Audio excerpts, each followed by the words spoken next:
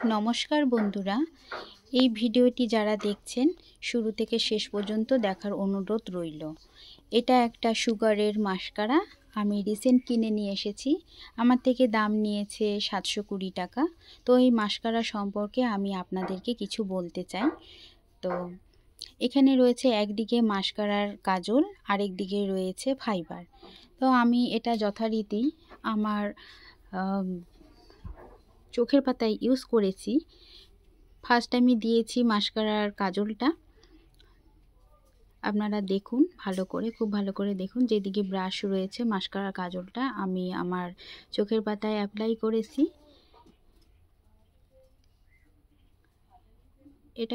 এটা হচ্ছে ওয়াটারপ্রুফ, মানে জল লাগলেও এটা ধুয়ে যাবে না। দেন আমি দিয়েছি ফাইবার, যে দিকটা আছে ফাইবারটাকে আমি ইউজ করেছি। ফ্রন্ট ক্যামেরায় করছি জন্য লেখাটা উল্টো দেখাচ্ছে। ফাইবারটা ইউজ করেছি, এটা একটা তুলো তুলো টাইপের।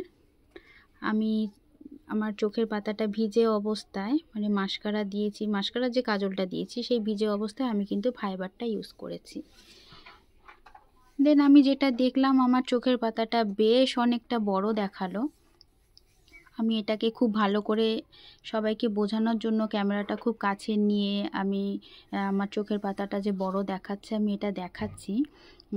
আপনারা খুব ভালো করে দেখুন। চোখটা এমন দেখাচ্ছে, যদি হাসি পায় একটু হেসেও নেবেন, সমস্যা কিছু নেই। তো আমি জাস্ট বোঝানোর জন্য আমি এইভাবে এইভাবে ভিডিওটা করেছি যে চোখের পাতাটা আমার খুব বড় দেখাচ্ছে, এদিকে চোখের পাতাটা আমার মানে ছোট দেখাচ্ছে। সো আমার কিছু টাইম পরে আমি দেখলাম আমার যে চোখের মাস্কারা যে ফাইবারটা দেওয়া হয়েছে ওটা আমার স্কিনে চলে এসছে।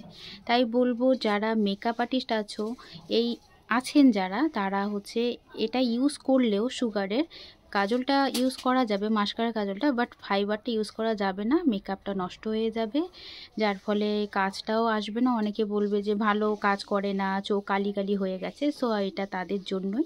Thank you so much.